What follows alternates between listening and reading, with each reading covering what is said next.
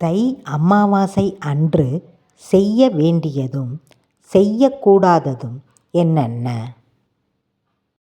மாதந்தோறும் அமாவாசை திதி வந்தாலும் வரக்கூடிய இந்த தை அமாவாசை என்பது முன்னோர்கள் வழிபாட்டிற்கு மிக மிக உகந்த நாளாக சொல்லப்பட்டுள்ளது. தை 16ஆம் தேதி ஆங்கில தேதியில் 29/1/2025 புதன்கிழமை தை அமாவாசை வரவிருக்கிறது. இந்த நாளில் உங்களுடைய வீட்டில் செய்ய வேண்டிய விஷயங்கள் என்னென்ன, தவிர்க்க வேண்டிய விஷயங்கள் என்னென்ன, ஆன்மீகம் சார்ந்த சில தகவல்களை இன்றைய பதிவின் மூலம் தெரிந்து கொள்ளப் போகின்றோம். அமாவாசை வழிபாடு என்பது தாய் தந்தையர்கள் இல்லாதவர்களுக்கு மட்டும்தான். தாய் அல்லது தந்தை யாராவது ஒருவர் இல்லை என்றாலும் நீங்கள் இந்த அமாவாசை விரதத்தை கடைபிடிக்க வேண்டும். தாய் தந்தை உள்ளவர்களுக்கு அமாவாசை நாளில் எந்த கட்டுப்பாடுகளும் கிடையாது. கட்டுப்பாடுகள் இல்லை என்றால் திதி, தர்ப்பணம், விரதம் இது போன்ற கட்டுப்பாடுகள் தான் கிடையாது. நீங்களும் அசைவம் சாப்பிடக்கூடாது.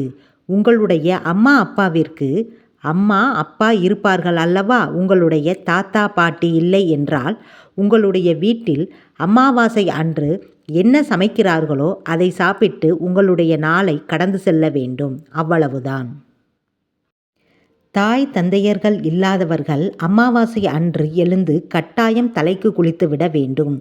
திதி தர்ப்பணம் கொடுப்பவர்கள் காலையில் எழுந்து குளித்துவிட்டு தர்ப்பணம் காரியங்களை முடித்துவிட்டு தான் காஃபி டீ குடிக்க வேண்டும் என்பது சாஸ்திரம். ரொம்பவும் உடம்பு முடியவில்லை என்றால் காஃபி குடித்துவிட்டு காலை உணவு எடுத்துக்கொள்ளாமல் திதி தர்ப்பணம் காரியங்களை முதலில் முடித்துவிட்டு பிறகு மறைந்தவர்களுக்கு படையல் போட்டுவிட்டு அந்த உணவை மட்டும் சாப்பிட்டு கொள்ள வேண்டும். அமாவாசை திதியில் திதி தர்ப்பணம் கொடுத்தவர்கள் மதிய உணவு மட்டும்தான் சாப்பிட வேண்டும். இரவு நேரத்தில் சாப்பிடக்கூடாது என்பது சாஸ்திரத்தில் சொல்லப்பட்டிருக்கும் சாஸ்திரம். சில பேர் மாதந்தோறும் அமாவாசை வரக்கூடிய நாட்களில் முன்னோர்களை வழிபட மாட்டார்கள். அப்படிப்பட்டவர்கள் எல்லாம் கட்டாயமாக இந்த தை அமாவாசையில் ஒரு ஆத்தங்கரைக்கோ குளத்தங்கரைக்கோ கடற்கரைக்கோ சென்று அங்கு இருக்கும் பிராமணரின் உதவியோடு மறைந்த முன்னோர்களுக்கு திதி தர்ப்பணம் செய்ய வேண்டும்.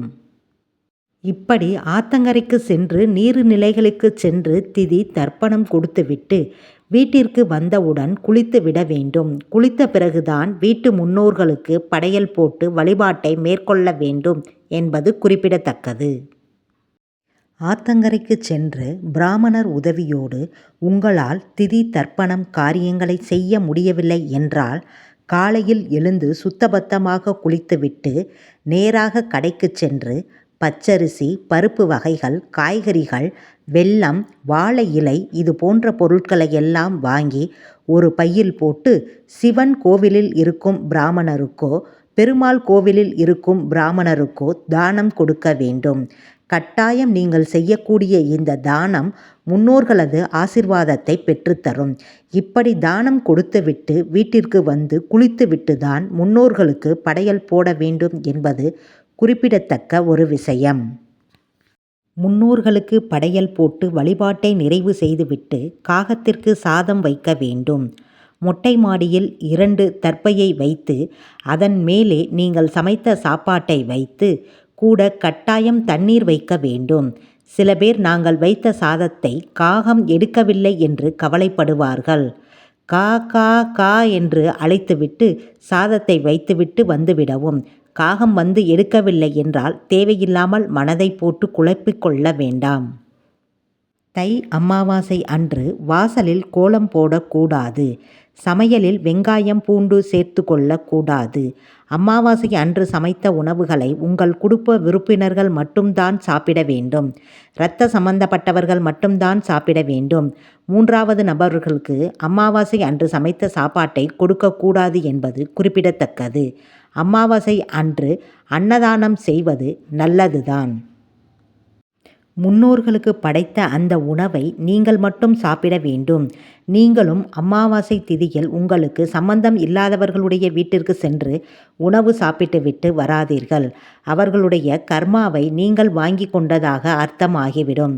சாஸ்திரம் அதைத்தான் சொல்கிறது, கேட்டுக்கொள்ளுங்கள். அமாவாசைக்கு அடுத்தவர்கள் செய்யக்கூடிய தானம் தனியாக சமைத்த உணவாக இருக்க வேண்டும், அல்லது வெளியிடங்களில் வாங்கி கொடுத்த சாப்பாடாக இருக்க வேண்டும். பார்த்து கொள்ளுங்கள். மேலே சொன்ன விஷயத்தில் எங்களுக்கு நம்பிக்கையே இல்லை, இதையெல்லாம் நாங்கள் பின்பற்றவே மாட்டோம். அப்படியென்றால், அல்லது இதையெல்லாம் செய்வதற்கு எங்களுக்கு வாய்ப்பே இல்லை என்றால், உங்களால் முடிந்த 2 வயதானவர்களுக்கு வயிறார உங்கள் கையிலால் சாப்பாடு வாங்கி கொடுங்கள். இவ்வளவுதான். எங்களுடைய குடும்பத்தில் ஆண் வாரிசு இல்லை, பெண்கள் மட்டும்தான். எங்களுக்கு தாய் தந்தையர்கள் இல்லை. நாங்கள் என்ன செய்வது? நீங்களும் முன்னோர்களுக்கு தர்ப்பணம் கொடுக்கலாம். எப்படி தெரியுமா? ஆத்தங்கரைக்கு செல்லுங்கள். அங்கு இருக்கும் பிராமணர்களிடம் உங்களுடைய பெற்றோர்களின் பெயர், கோத்திரம் எல்லாம் சொன்னால், உங்களுக்கு பதிலாக அந்த பிராமணர் உங்களுடைய முன்னோர்களுக்கு திதி தர்ப்பண காரியங்களை நிறைவாக செய்து வைப்பார். உங்களுடைய ரூபத்தில் கடமைகளை அந்த பிராமணர் செய்யலாம். இதற்கு சாஸ்திரத்தில் இடம் உண்டு.